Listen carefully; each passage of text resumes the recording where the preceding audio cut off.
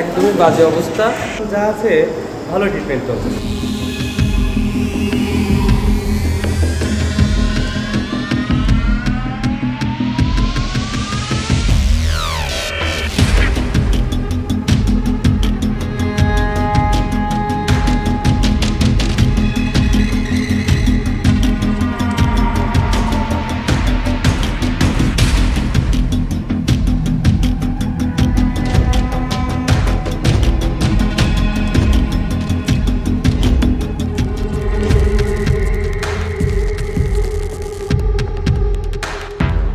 সরকারের নেক নজরে পড়েনি।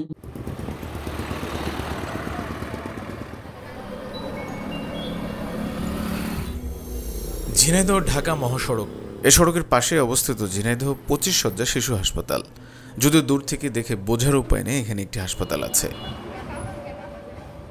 ব্যবসায়ী প্রতিষ্ঠানের দখলে মূল ফটক, আড়ালে পড়েছে শিশু হাসপাতালের ঢোকার প্রবেশ পথ, যে কেউ এলে খুঁজে নিতে হয়। প্রবেশ করতেই চোখে পড়বে চাকচিক্যে ভরা ইমারত। দেখে মনে হবে সবই সাজানো গোছানো, কিন্তু ভেতরে সংকট আর সমস্যায় জর্জরিত।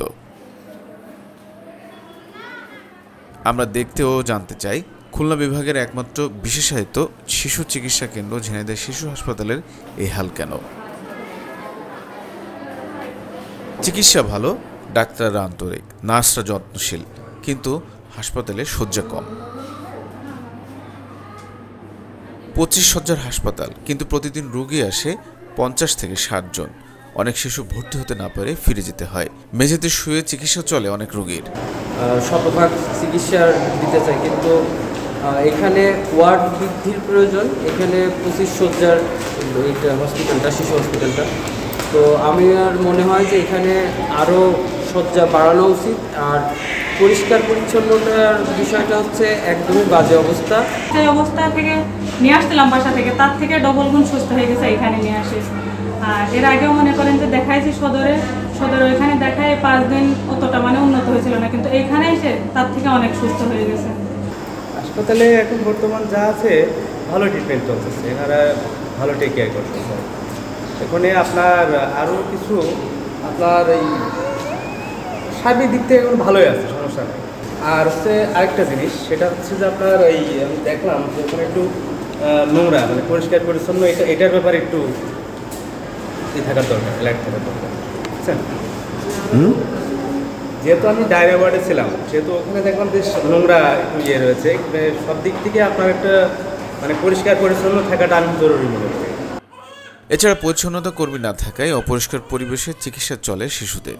মাঝে মধ্যে নার্সরাই পরিষ্কার করেন, কিন্তু সেটা সবসময় হয়ে ওঠে না। যদিও নার্স, তারপর আমাকে স্টোর কিপারের দায়িত্ব পালন করতে হচ্ছে। এর কারণ একটাই, আমাদের এখানে স্টোর আছে কিন্তু স্টোর কিপার নেই। এক্ষেত্রে দেখা গেছে আমি একজন নার্স, আমার কাজ হয়েছে রোগীর সেবা করা। এখন আমি যদি স্টোর কিপারের দায়িত্ব পালন করি, তাহলে যে সমস্যাটা হবে, এক হয়েছে আমার নিজের কর্মক্ষেত্রে সমস্যা হবে। আমি আমার যে কাজগুলো একজন নার্স করে সেগুলো আস্তে আস্তে ভুলে যেতে পারি। রোগী সবসময় থাকে 50, 60, 75, এমনকি মাঝে মাঝে 70-এর কাছাকাছিও চলে যায়। তখন দেখা যায় আমাদের আয়া ওয়ার্ড বাই, কোনো সরকারি আয়া ওয়ার্ড বাই কেউই নাই। তখন এমন হয় যে আমাদেরই মানে আমরা যারা নার্স আছি, এদের যে অক্সিজেন সিলিন্ডার, পরিষ্কার পরিচ্ছন্ন ইত্যাদি, এইগুলো ওভারকাম করা খুবই কঠিন হয়ে যায়। যেগুলো প্রয়োজন সেগুলো যদি থাকে, তাহলে আমরা এই হাসপাতালের সেবার মান আরও বেশি বাড়াতে পারবো। এবং আমাদের নার্সিংয়ের আরও 3টা পোস্ট খালি আছে, এই 3 জনও যদি চলে আসে, তাহলে আমাদের সেবার মান আরও বেড়ে যাবে। নেই পর্যাপ্ত কর্মী, সংকট রয়েছে প্রয়োজনীয় ওষুধের। ল্যাব টেকনিশিয়ান থাকলেও কাজ নেই, কেননা হাসপাতালে নেই কোনো ল্যাব। শিশুদের বিভিন্ন পরীক্ষা নিরীক্ষা করাতে ছুটতে হয় 4 থেকে 5 কিলোমিটার দূরে বেসরকারি প্রতিষ্ঠানে। ওষুধ আমাদের সংকট চলছে, এখন আমাদের বাজেট কম। হ্যাঁ, যে বাজেট থেকে ওষুধ আনা হয় সেটা আপনার শেষের পর্যায়ে, আবার বগুড়ার থেকে আনবে, তখন আবার আমরা পর্যাপ্ত কোনো ওষুধ পাচ্ছে না তারা। অনেক ক্রিটিক্যাল রোগীগুলো ওষুধ পাচ্ছে না, তারা বাইরে থেকে কিনতে হচ্ছে। এই জন্য তারা একটু ক্ষোভ প্রকাশ করে যে ওষুধ পাচ্ছে না। এখানে আপাতত ল্যাবের কোনো কার্যক্রম নাই, যার কারণে বেকার সময় কাটাচ্ছি। আসলেও বেকার সময় কাটাতে খারাপই লাগছে। তারপরে যেহেতু আমি মেডিকেল টেকনোলজি ল্যাব, আমার এখানে কাজ হচ্ছে পরীক্ষা নিরীক্ষা করা। বিশেষ করে এখানে যেহেতু ইনডোরে চালু আছে, সুতরাং এখানে প্রায় 70-80 জন বাচ্চা মুমূর্ষু বাচ্চারা ভর্তি থাকে। তাদের ডাক্তার কোনো টেস্ট দিলে সেটা আপনার শহরের ভিতরে 3-4 কিলোমিটার দূরে শহরের ভিতরে কোনো ডায়াগনস্টিক সেন্টারে যে করে আসতে হয়। এখানে ল্যাবটা চালু হলে মানুষের অবশ্যই যারা মুমূর্ষু বাচ্চা যারা আছে তাদের চিকিৎসার অনেক সহায়ক হতো। কয়েকজন আউটসোর্সিং করে পরিচ্ছন্নতা কর্মী নেওয়া হয়েছে, কিন্তু সরকারিভাবে তাদের বেতন না দেওয়া হয়। হাসপাতালের জায়গায় কলা চাষ করে বিক্রির পর তাদের পারিশ্রমিক দেওয়া হয়। শুধু তাই না, এই কলা বিক্রির টাকায়ও কেনা হয় অক্সিজেন সিলিন্ডার। দুঃখজনক ব্যাপার যে আমাদের এই যে সভ্য রাষ্ট্রে একটা সরকারি হাসপাতালে এখনও আমাদের এই আমাদের তৃতীয় চতুর্থ শ্রেণীর কোনো কর্মচারী দেওয়া হয়নি, পরিচ্ছন্নতা কর্মী দেওয়া হয়নি। আমরা যেই লোকগুলোকে এখানে রেখেছি স্থানীয় ব্যবস্থাপনায়, অনেক মাসের ঠিকমতো টাকা যারা বাইরে থেকে দেয় আসতে দেরি হয়। আমাদের এখানে প্রায় 11 বিঘা জায়গার উপর হাসপাতালটা স্থাপিত। তো এখানে আমরা অনেক গাছ লাগিয়েছি। এই গাছের মধ্যে আমাদের এখানে কলা চাষ করা হয়, বলা যায় চাষই করা হয়। আমরা 300-400 কলা গাছ আছে। মাঝে মাঝে আমাদের এই পরিচ্ছন্নতা কর্মীদের এখান থেকে কলা লোক স্থানীয় ব্যবস্থাপনায় বিক্রি করে সেই টাকা দিয়ে আমরা এই পরিচ্ছন্নতা কর্মীদের তাদের টাকা দিই, এবং আমরা মাঝে মাঝে অক্সিজেনও আমাদের এই কলা বিক্রির টাকায় অক্সিজেন কেনা লাগে। একটা সভ্য দেশে, একটা সভ্য রাষ্ট্রে, একটা সরকারি হাসপাতালে যা কখনোই কাম্য না। প্রশ্ন উঠেছে, হাসপাতালের জন্য কি পর্যাপ্ত বরাদ্দ নেই? নতুন শয্যা বাড়ানো সম্ভব নয়? অনুসন্ধানে জানা গেছে হাসপাতালের জন্য বরাদ্দ আছে, কিন্তু অবকাঠামোগত সমস্যায় শয্যা বাড়ানো যাচ্ছে না। সরকারের নেই সুদৃষ্টি। শুধু ঝিনাইদহ বিভিন্ন উপজেলা থেকে, প্রত্যন্ত অঞ্চল থেকে, বিভিন্ন জায়গা থেকে রুগী আসে, এবং শুধু ঝিনাইদহ জেলা না, এই হাসপাতালে ঝিনাইদহের আশেপাশের জেলা যেমন চুয়াডাঙ্গা, মাগুরা, কুষ্টিয়া, যশোর থেকেও এখানে আমরা রুগীর চিকিৎসা দিয়ে থাকি।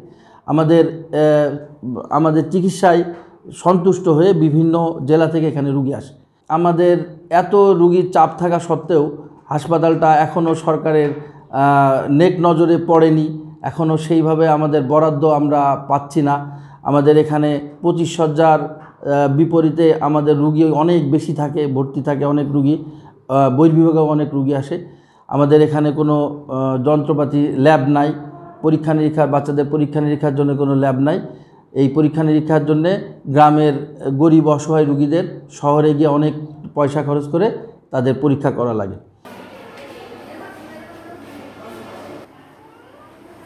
11 বিঘা জায়গায় স্থাপিত ঝিনাইদহ শিশু হাসপাতাল 2006 সালে উদ্বোধন করা হলো। রাজনৈতিক বিভিন্ন কারণে দীর্ঘ 15 বছর শুরু হয়নি হাসপাতালের কার্যক্রম। সে সময় 2 থেকে 3 কোটি টাকার আসবাবপত্র মালামালের বরাদ্দ দেয় সরকার, কিন্তু হাসপাতাল বন্ধ থাকায় সেগুলো চলে যায় অন্যত্র, আর কিছুর হদিসও মেলেনি।